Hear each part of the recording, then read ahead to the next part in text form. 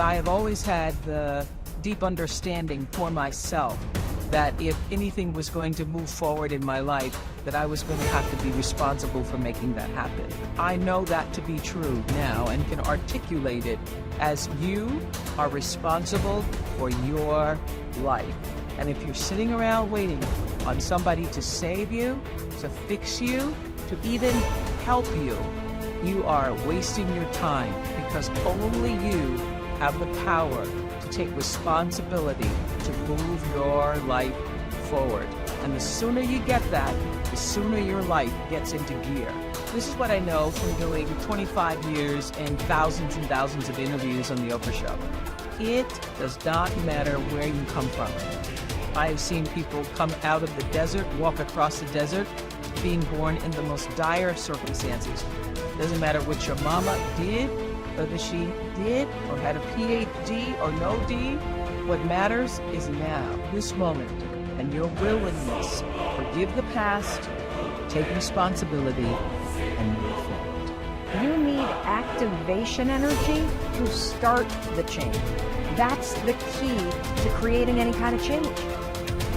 That's the ethical requirement of individual being in the proper sense, is to constantly know that you're not what you could be, to take responsibility for that, and to commit yourself, like body and soul, to the attainment of that ideal.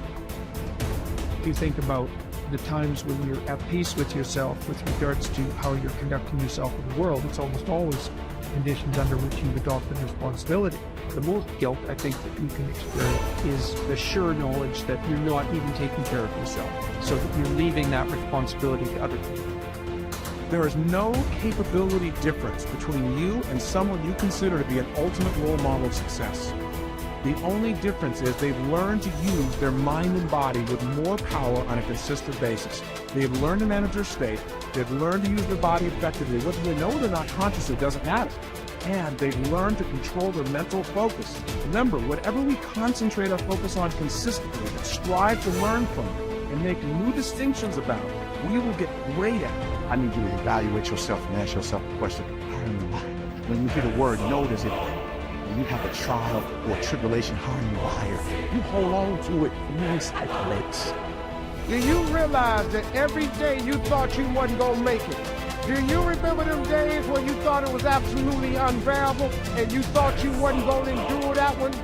Do you know that your survival rate for every last one of them bad days was 100%? You survived every hater. You survived all the evictions. You survived the firings. You survived all the trouble you ever been in. Your survival rate is 100%.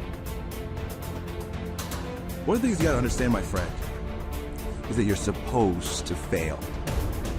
You're supposed to fail, because failure is the stepping stone to success. It's not just cliche. Failure is an experience that lends to wisdom that ultimately makes you a stronger version of yourself.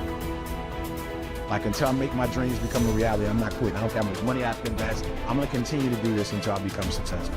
All right? I've got a rule called the show up rule. All right? Somebody said you can pretend that you care, but you can't pretend that you're there. The only way you can be there is to show up. And what I'm asking you to do for me, you'll never be a failure if you show up every single day. Every single day when I come, I show up and I let failure know. Failure is not an option. So what, it takes 12 years to get a point. Failure is not an option. Failure is not an option. You can't even let it speak into your brain. It's not even a second. You have to know that this thing is going to work. Come bad or high water, whatever it is that I set out to do, it may not happen in 6 months, it may not happen in a year, it may not happen in 2 years, but at some point, my dream is going to become a reality. Concentrate every minute like a Roman, like a man, on doing what's in front of you with precise and genuine seriousness, tenderly, willingly, with justice. And on freeing yourself from all other distractions.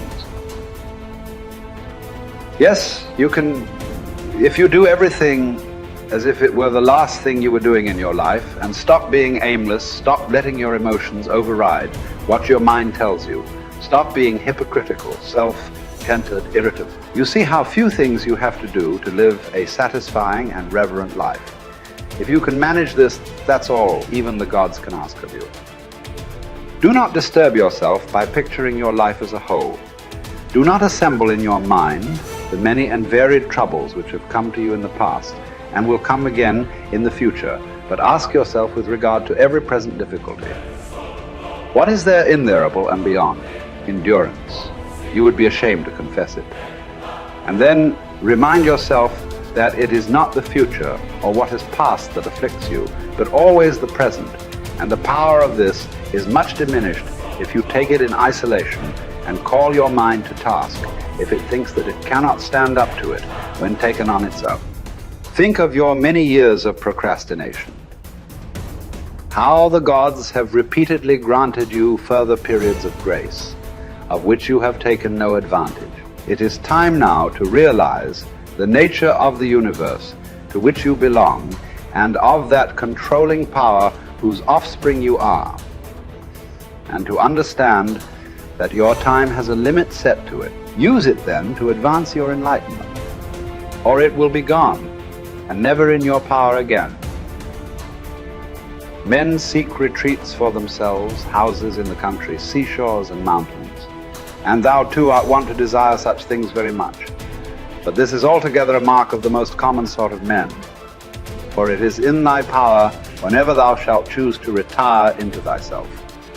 For nowhere, either with more quiet or more freedom from trouble, does a man retire than into his own soul, particularly when he has within him such thoughts that by looking into them he is immediately in perfect tranquility. And I affirm that tranquility is nothing else than the good ordering of the mind. Constantly then give to thyself this retreat and renew thyself, and let thy principles be brief and fundamental, which as soon as thou shalt recur to them will be sufficient to cleanse the soul completely and to send thee back free from all discontent with the things to which thou returnest. For with what art thou discontented? With the badness of men? Recall to thy mind this conclusion, that rational animals exist for one another, and that to endure is a part of justice, and that men do wrong involuntarily. And consider how many already after mutual enmity, suspicion, hatred, and fighting have been stretched dead, reduced to ashes, and be quiet at last. But perhaps thou art dissatisfied with that which is assigned to thee out of the universe. Recall to thy recollection this alternative. Either there is providence or atoms, fortuitous concurrence of things, or remember the arguments by which it has been proved that the world is a kind of political community, and be quiet at last. But perhaps corporeal things will still fasten upon thee. Consider then further that the mind mingles not with the breath, whether moving gently or violently, when it has once drawn itself apart and discovered its own power. And think also of all that thou hast heard and assented to about pain and pleasure, and be quiet at last. But perhaps the desire of the thing called fame will torment thee. See how soon everything is forgotten, and look at the chaos of infinite time on each side of the present, and the emptiness of applause, and the changeableness and want of judgment in those who pretend to give praise, and the narrowness of the space within which it is circumscribed, and be quiet at last. For the whole earth is a point, and how small a nook in it is this thy dwelling, and how few are there in it, and what kind of people are they who will praise thee?